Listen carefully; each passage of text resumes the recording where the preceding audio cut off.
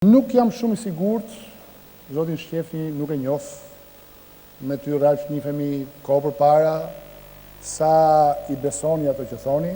Gjithsesi, disa opinione në lidhje me propozimin konkret, si një nga personat e përfshirë, do doja t'ja u thoja, larg atyre emocioneve, britmave, apo epiteteve, krejtësisht pa denja, që vendosni her pas here. Nuk besoj se shqiptarët janë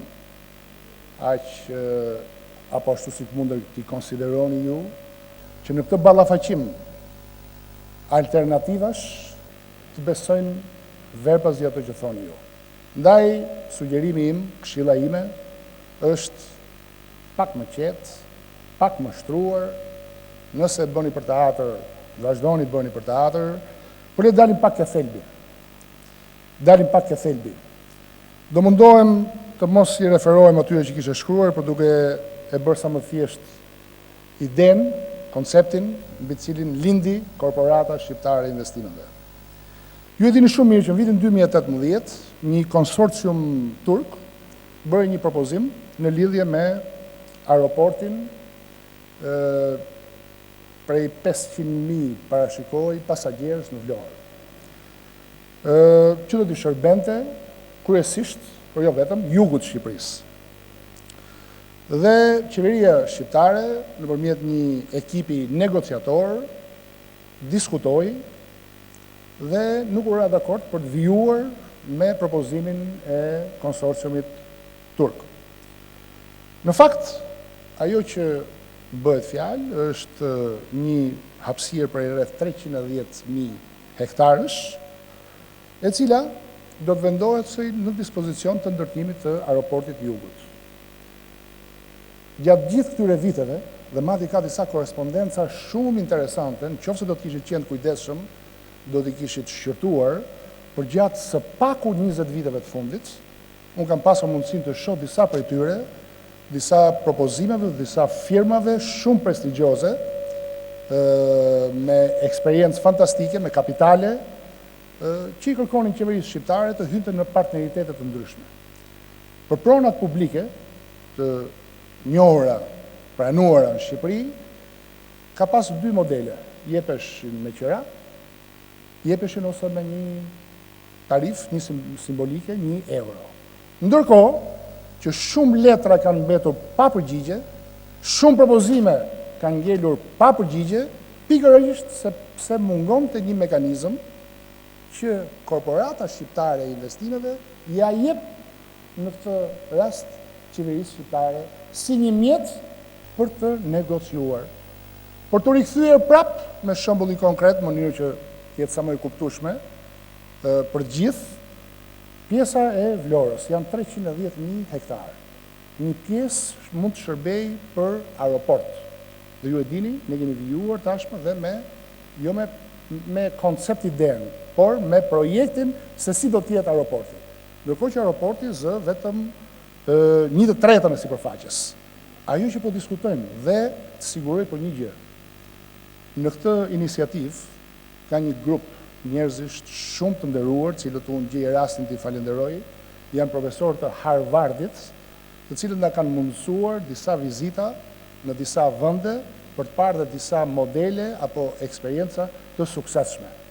Dhe korporata e investimeve shqiptare nuk përbën ndonjë sekret, t'ju zbuloj, erdhi si një nevojë për t'ju përgjigjur të gjitha atyre kërkesave të pa shpjeguara, të pa përgjigjshme deri këto vite, edhe si pasojë e konsulencës që morëm nga një grup profesorësh të Harvardit, cilët fare mirë dhe ju nëse do të doni të përdorni instrumentat parlamentar, mund t'i kontaktoni. Nuk ka ndonjë ide mafioze, nuk ka ndonjë ide kriminale, por ka thjesht një dëshirë që të gjitha ato sfida të pa adresuara siç duhet gjatë gjithë kësaj periudhe të tranzaksionit, ti përgjigjet nëpërmjet një mekanizmi, një instrumenti i cili bën të mundur një partnership midis publikut dhe privatit. Me shumë të drejtë, zoti Shqefni, sollin vëmendje disa objekcione të Bankës Europiane për Ndërtim dhe Zhvillim, të cilat I citove fiks siç duhet. Nga ana tjetër, ka një korrespondencë midis Bashkimit Evropian dhe qeverisë shqiptare ku jepet përgjigje. Dhe po, disa vrejtje që ndrojnë, mbi ato vrejtje është reflektuar, pjesa tjetër është shpjeguar nocioni.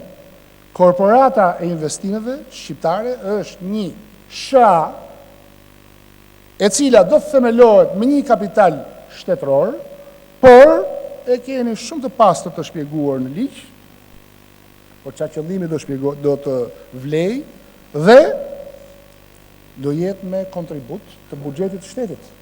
Nëse do të jetë me para për projektet veçanta, atëherë do të nënshtrohet ligjit prokurimit publik.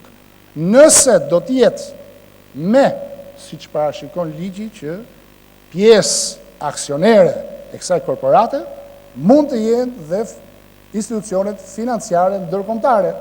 Dhe në rastin konkret, nuk do t'i referohemi ligjit prokurimit shqiptar, por do t'i referohemi ligjit prokurimit të institucionet financiare ndërkombëtare.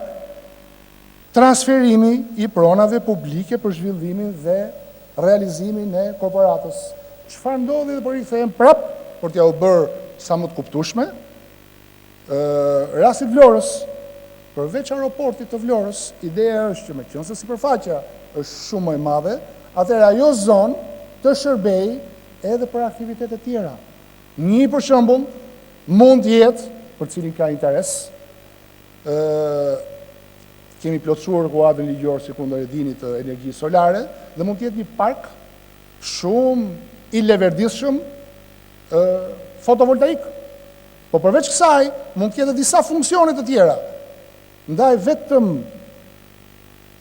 muajin e fundit ka një interes në rritje të kompanive pikërisht për shkak të qasjes ndryshe që po ndiqet.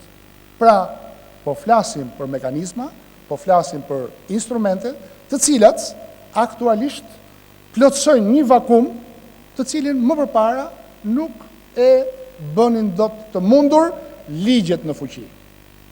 Prona shtetërore në Shqipëri ka mundësi të zhvillohet, të shfrytëzohet më me eficiencë, më me efikasitet.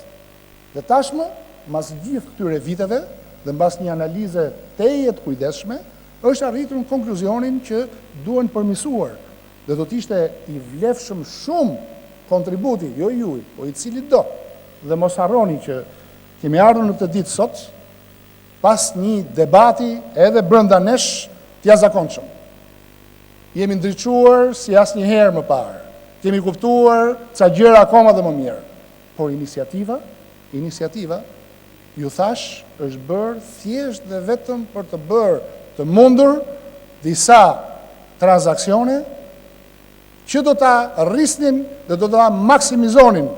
Sigurisht, përmende I shqetësuar për pronat e tua, merr mikrofonin, vendos kujën, ke gjithë drejtën e Zotit për të ankuar pse nuk I ke marrë, por kjo nuk të jep të drejtën që pikërisht në një debat të tillë të deformosh thelbin, I cili këtë synon pikërisht përmirësimin e menaxhimit të pronës publike.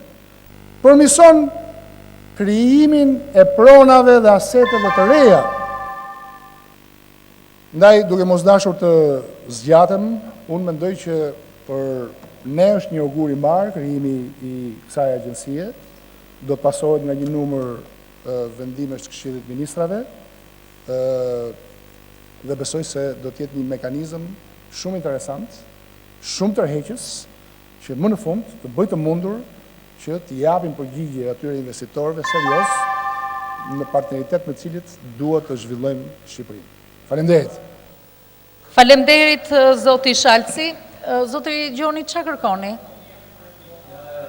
Tashti, të nderuar koleg, rregulloria e Kuvendit parashikon, më falni pak ju lutem, rregulloria e Kuvendit parashikon të drejtën e replikës, por e drejta e replikës është e përcaktuar qartë, jo kur përmendet emri, Por, kur ndajush janë shprehur fjalë të padenja ose të pahishme, ose ta mbaroj të lutem, ose janë bërë diskutime që kanë shtëmbruar thelbin e fjalës së parafolsit, replika bëhet me njerë pas diskutimi dhe nuk zgjat më shumë se 2 minuta. As fjalë të padenja nuk ju ka thënë, as fjalë të pahishme. 2 minuta teknika ju lutem.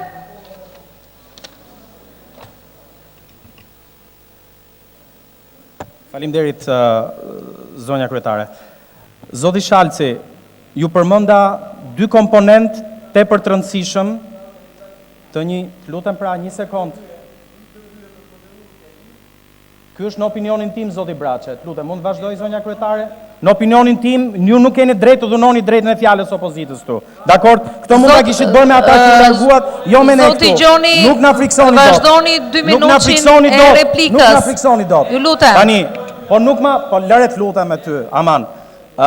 Zoti Shalsi, ju përmenda 2 komponentë të rëndësishëm të krijimit të saj korporate, të cilën jam në drejtën time ta cilësoj si kriminale mafioze. Po, me prova. Po ju jap nenin e kushtetutës. A ka mundësi të na lejohet e drejta fjalës, zonja kryetare? Pak se jeni në qeveri, keni mazhorancën. Atere, edhe njerë, ju përmenda mungesën e konsultimit publik. Se ju keni një qetësi të jashtëzakonshme në mënyrën se si sfidoni shqetësimet e ngritura nga opozita. Nuk e di nga ju bëron kjo qetësi. E para punës nuk ka pasur asnjë konsultim publik me grupet e interesit. Ju kam dhënë një argument shumë të fortë për ngritjen e një korporate të tillë. E dyta, nuk keni të drejtë të quani toka shtetërore për sa kohë që në këto toka shtetërore, të emërtuara shtetërore, fshihen qindra mijëra hektar prona private të pakthyer dhe të pakompensuara. A ka mundësi ta mbaroj? A ka mundësi se si jemi në komunizëm? Dakord? Atëre. E dyta, ju po tjetërsoni pronën private të qytetarëve shqiptar e cila nuk është kthyer dhe nuk është kompensuar. Ju bëni fjalë për të drejtën e vënies së kujës në parlament për tokat e gjyshërve të mi? Më jeni në vete, kjo është qesharake. Po kërkojmë të drejtën më themeltare të një qytetari të Republikës Shqipërisë siç garantohet nga kushtetuta. Në Amerikë vrasin për pronën. Dhe ju nuk do keni mundësi ta bëni këtë, do ta bëni vetëm mbi trupat tanë të vdekur dhe të kushurinëve tanë ato toka që gjyshët e mi ja keni rrëmbyer.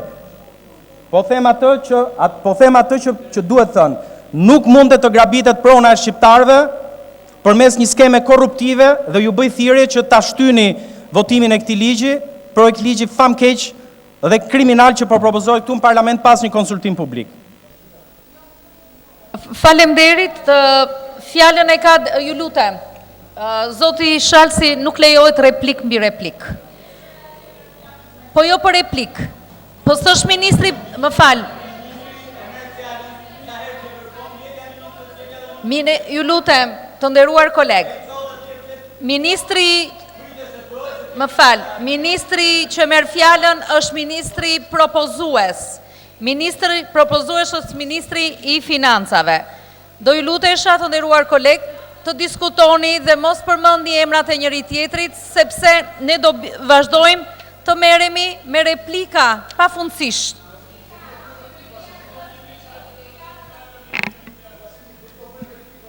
Urdhro, zoti Shalsi.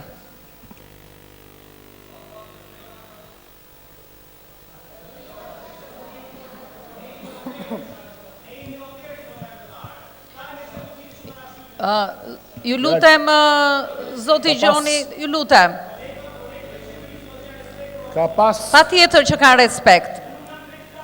Më fal, zoti Gjoni.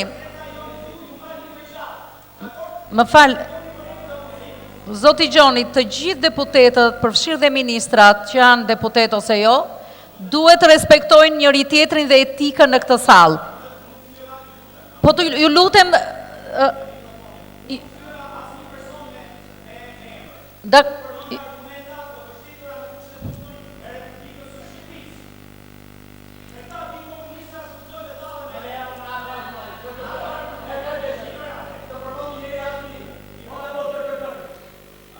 Ju lutem, zoti Shalsi.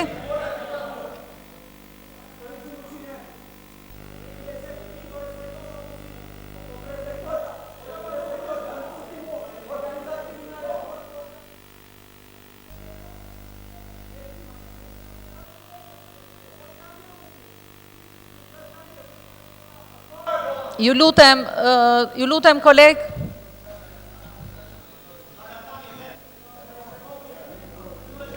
Zoti Gjoni ju të rreq vëmendjen për shkelje të kodit të etikës parlamentare. Do t'ju lutem uluni. Zoti Shalsi.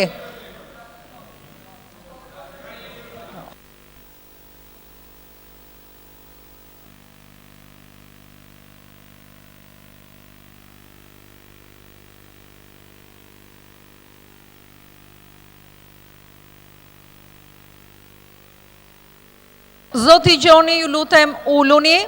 Zoti Gjoni, ju lutem uluni. Morë të drejtën për të bërë replik. Do ju lutem, Zoti Gjoni, uluni.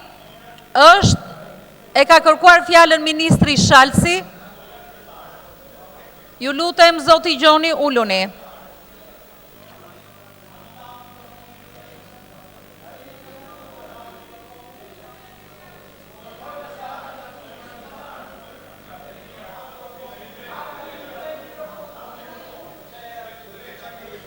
Urdhro? Jo, se i dhash fjallën. A mund të flasësh thjesht për me i kujdesshëm? Po. Okej. 5 minuta. Pushim 5 minuta.